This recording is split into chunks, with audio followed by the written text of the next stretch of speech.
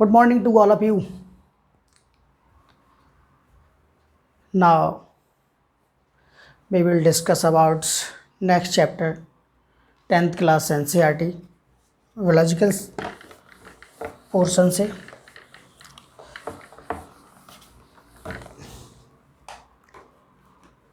Heredity and evolutions के बारे में आज नेक्स्ट चैप्टर के बारे में स्टडी करते हैं, जो कि बायोलॉजिकल साइंस में आपकी बहुत मेजर पोर्शन और बहुत इम्पोर्टेंट कंसेप्ट को कवर करता है। ओके, तो first of all today we will now, सबसे पहले हम बात करते हैं what is the genetics.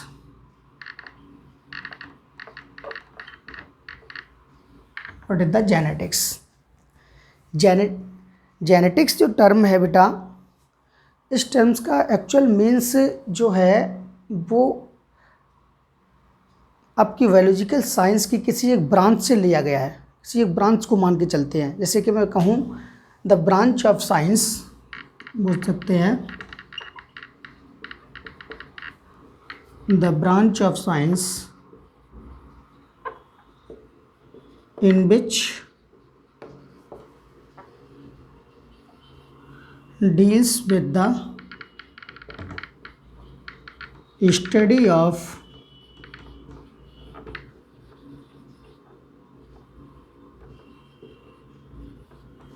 heredity and variation।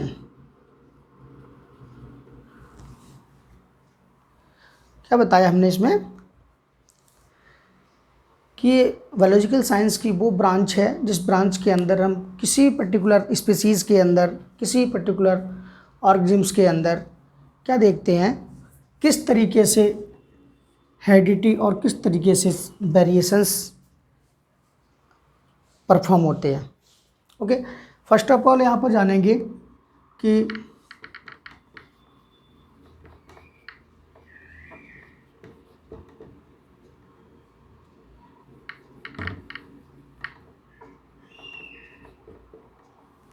Heredity, what is the means of heredity.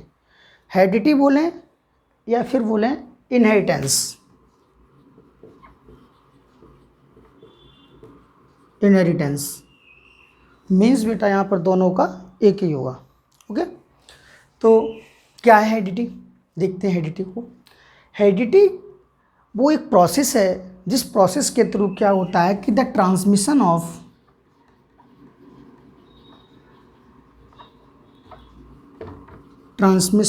Trait और characters from parents to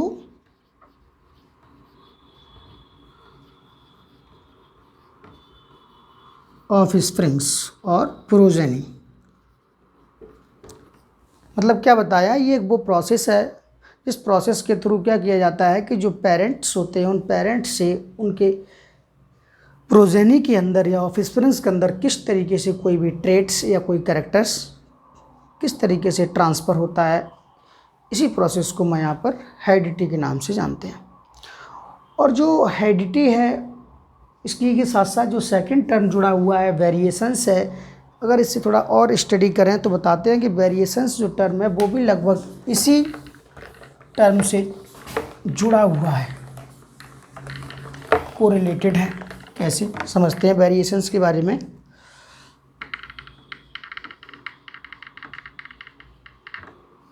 variations का तो मीन्स ही अपने हिसाब से सेल्फ में समझ में आ रहा है कि कुछ नया, समथिंग न्यू। वेरिएंट्स कहने का मतलब कि सपोज दैट ये इसके पेरेंट्स सेल थी, है ना, इसकी पेरेंट सेल थी और इस पेरेंट सेल्स के यहाँ पर जा कर के दो ऑफस्प्रिंग्स क्रिएट हुए, है ना, गर्ल्स हुआ या बॉयज़ हुआ, जो भी हुआ उसका प्रोजेनी आकर के तैयार हुई। इन दोनों प्रोजेनीज़ के आगे चल कर के फिर से जा कर के दो बच्चे क्रिएट हुए, है ना। तो क्या कह सकते हैं कि हम इन बच्चों के अंदर बिल्कुल 100% सिमिलरिटीज इनसे देखने को मिलेगी। उनके ग्रांड मदर या ग्रांड फादर से सिमिलरिटीज़ देखने को मिलेगी? नहीं मिलेगी। यहीं पर क्या होगा कि कुछ ना कुछ जो फीचर्स होंगे वो अलग देखने को मिलती हैं। यही जो होता है, यही वेरिएशंस बन जाता है चल करके। जब वो one generation to next generations progeny आगे मूव करती है तो उसमें इन नेक्स्ट प्रोजेनी में कुछ ना कुछ वेरिएशंस देखने को मिलता है। अब ये वेरिएशंस किस लेवल पर देखने को मिलता है, इसके बारे में हम बात करते हैं कि जो रिप्रोडक्शंस होते हैं उसके दो टाइप्स बताए गए हैं। एक बताते हैं क्या, सेक्सुअल रिप्रोडक्शन, और एक पढ़ते हैं क्या, एसेक्सुअल रिप्रोडक्शंस। ओके, अभी वहाँ पे केवल हम रिप्रोडक्शंस के बारे में ज़्यादा डिटेल में नहीं जाएंगे, केवल इतना समझेंगे कि वेरिएशंस जो है कि सबसे ज़्यादा देखने को मिलता है वो हमारी सेक्सुअल टाइप्स ऑफ रिप्रोडक्शंस में देखने को मिलता है। अब सेक्सुअल रिप्रोडक्शंस में भी ये दो जगह अलग अलग बात कर देता हूँ, एक प्लांट्स के अंदर बात कर देता हूँ और एक एनिमल्स के अंदर बात कर देता हूँ, है ना। तो कहेंगे कि प्लांट्स के अंदर वेरिएशंस कम से कम देखने को मिलता है, मिनिमम देखने को मिलता है अपेक्षाकृत, है ना। एनिमल्स के अंदर वेरिएबिलिटी ज़्यादा देखने को मिलती है। जैसे कि अभी हमारे ह्यूमन बींग्स के अंदर ये 2 टाइप्स के वेरिएंट्स देखने को मिलते हैं। ये अकॉर्डिंग टू एनसीईआरटी बताया जाता है कि कुछ लोगों के जो ईयर लोब्स होते हैं, ये कान के नीचे का पार्ट्स ईयर लोब्स से बोलते हैं, ये ईयर लोब्स होता है वो स्किन के साथ अंदर से हेड रीजन्स के साथ या चीक रीजन्स के साथ जुड़ा हुआ पाया जाता है। लेकिन कुछ लोगों के अंदर ये क्या होता है, बिल्कुल यहाँ से सेपरेट होता है। तो यहाँ पर बोल सकते हैं कि ये 2 ह्यूमंस के वेरिएंट्स देखने को मिलते हैं, है ना। तो एसेक्सुअल रिप्रोडक्शंस के अंदर हम ये नहीं कह सकते हैं कि वेरिएशंस होता ही नहीं है, होता है वेरिएशंस, ऐसी बात नहीं है वेरिएशन नहीं होगा, लेकिन वेरिएशन होता है, बहुत ही ज़्यादा मिनिमम होता है। और कई सारी पीढ़ियों के बाद, कई सारी जनरेशन्स के बाद यहाँ पर मुझे कुछ वेरिएशंस देखने को मिलता है। ओके, तो नेक्स्ट देखते हैं।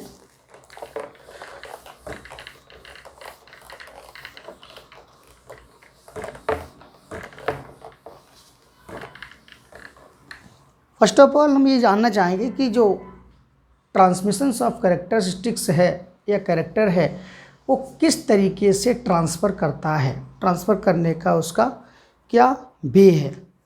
तो देखते हैं कि फर्स्ट ऑफ ऑल हम ये जानते हैं कि इस प्रैक्टिकल्स को, इस प्रोसेस को समझाने के लिए जो फादर ऑफ जेनेटिक्स बोले जाते हैं, ग्रेगोर मेंडल, है ना, उन्होंने सबसे पहले इस पर वर्क किया और उन्होंने क्या बताया कि किसी भी पर्टिकुलर कैरेक्टर्स को कंट्रोल करने के लिए फैक्टर रिस्पॉन्सिबल होता है। क्या होता है? फैक्टर। किसी भी पर्टिकुलर कैरेक्टरिस्टिक्स को कंट्रोल करने के लिए फैक्टर जो होता है वो रिस्पॉन्सिबल होता है। फैक्टर क्या होता है? ये फैक्टर उन्होंने बताया कि फैक्टर हमेशा पेयर में प्रेजेंट रहता है और इसी के द्वारा कैरेक्टरिस्टिक्स कंट्रोल किया जाता है। तो सबसे पहले उन्होंने एक एक्सपेरिमेंट्स परफॉर्म किया। उन्होंने एक्सपेरिमेंट परफॉर्म करते समय उन्होंने क्या देखा कि फर्स्ट ऑफ ऑल उनका एक्सपेरिमेंट था वो पी प्लांट्स के ऊपर एक्सपेरिमेंट किया, है ना, से बोलते हैं सेटाइवम। ओके, पैसम सेटाइवम्स के अंदर उन्होंने सबसे पहले एक्सपेरिमेंट परफॉर्म किया और क्या देखा कि इसके 7 कैरेक्टरिस्टिक्स उन्होंने सबसे पहले आइसोलेट किए।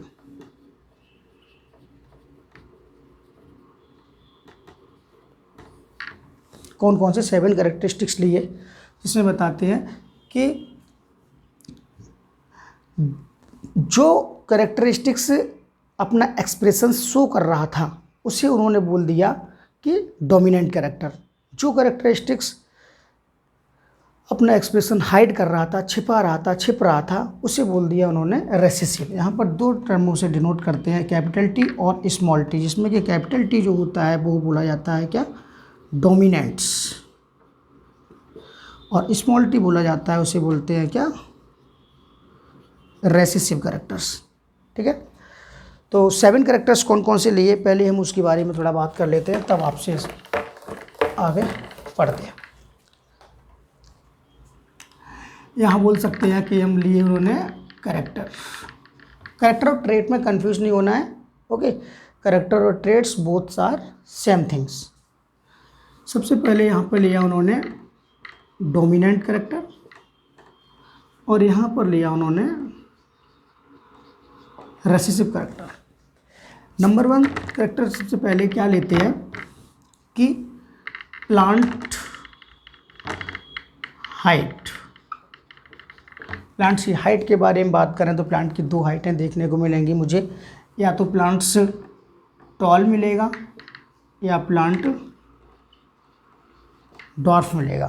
ठीक है, नंबर 2 अब सीड के बारे में बात करते हैं। सीड का कलर, नंबर 3 सीड का शेप, नंबर 4 पॉड का कलर, पॉड का शेप, फ्लावर की पोजीशन और फ्लावर का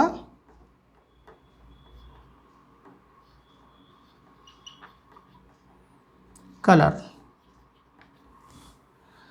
ओके, 7 कैरेक्टरिस्टिक लिए और उन्हें क्या देखते हैं कि जिस तरीके से प्लांट्स, या तो प्लांट्स टॉल होगा या प्लांट ड्वार्फ होगा। जो टॉल होगा उसे डोमिनेंट्स कहेंगे, जो ड्वार्फ होगा उसे रेसेसिव कहेंगे। इस तरीके से सीड का कलर एक तो येलो होगा, ओके, एक तो ग्रीन होगा, शेप राउंड होगी और रिंकल्ड होगी। पॉट का कलर ग्रीन होगा या येलो होगा। पॉट की शेप फुल होगी या बोल सकते हैं इन्फ्लेटेड, या फिर कंस्ट्रक्टेड होगी। फ्लावर की पोजीशन एक्सियल्स होगी या फिर टर्मिनल होगी। फ्लावर का कलर वायलेट होगा या वाइट होगा। तो क्या समझ में आया यहाँ से?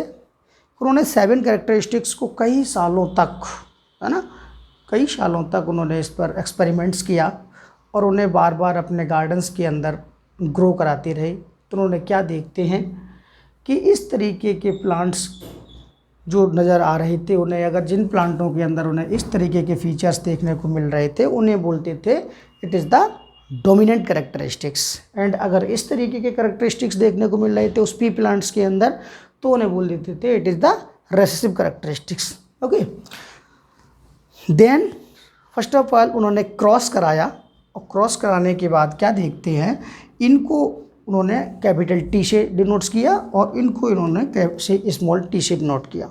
ठीक है, तो फर्स्ट ऑफ ऑल इनके क्रॉस के बारे में बात करते हैं।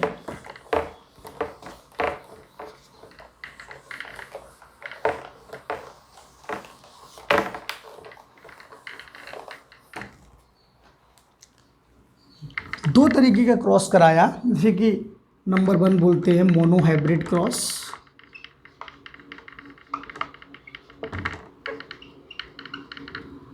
और second things dihybrid cross. Okay, when we take in the one characteristics, then cross we called it as the mono hybrid types cross. When we talk into the 2 different types of characteristics, this is called the dihybrid cross. First of all के बारे में बात करते हैं। क्या किया उन्होंने, एक यहाँ से देखते हैं मोनो हाइब्रिड क्रॉस में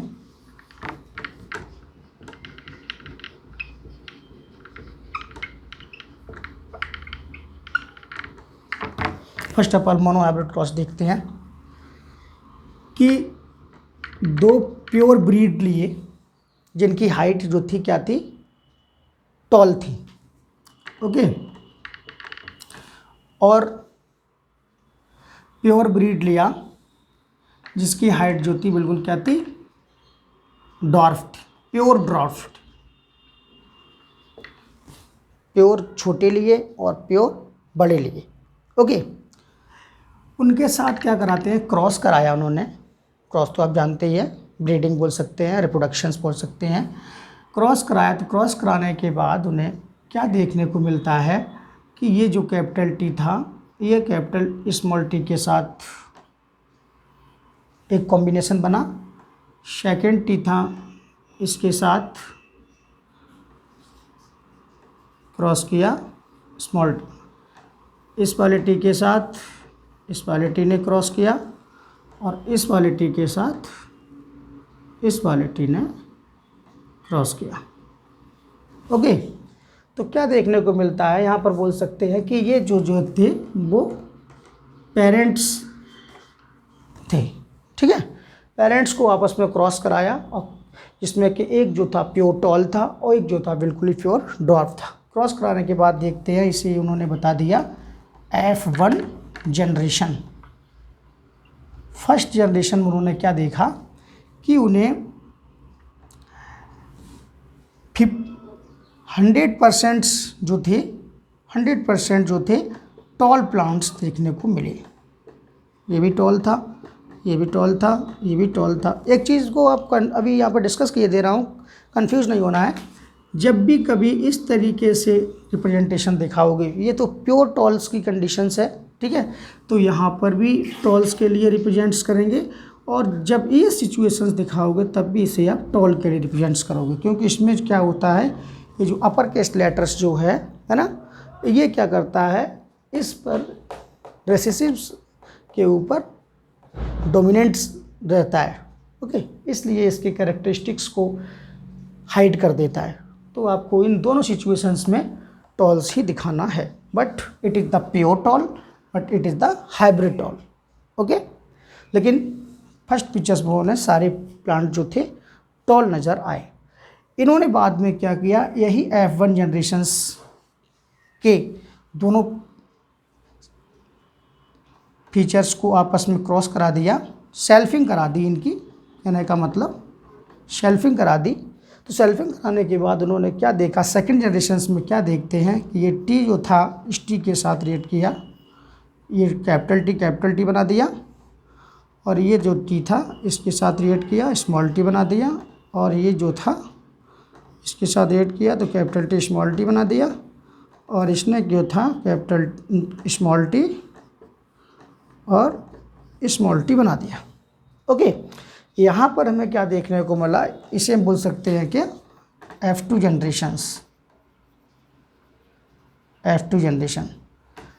जनरेशन्स में मुझे क्या देखने को मिलता है कि प्योर टॉल जो थे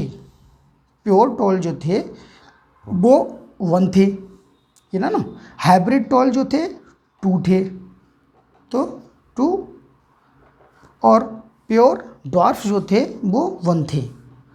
तो ये जो था वो एक तरीके से जो फिनोटाइप्स रेशियो जो था वो हमें ये देखने को मिला। बट जीनोटाइप्स की बात करें नहीं, okay, it is the genotypes ratio, but phenotypic ratio की बात करें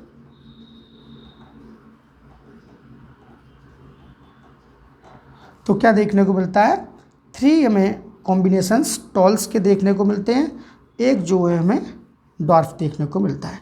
तो यहाँ पर 2 रेशियो क्रिएट होते हैं, genotypic ratio and phenotypic ratio. Next topic में हम इसके लॉ ऑफ डोमिनेंस के बारे में बात करेंगे, ओके, एंड असॉर्टमेंट के बारे में बात करेंगे, सेग्रीगेशंस के बारे में बात करेंगे, ओके। Thank you.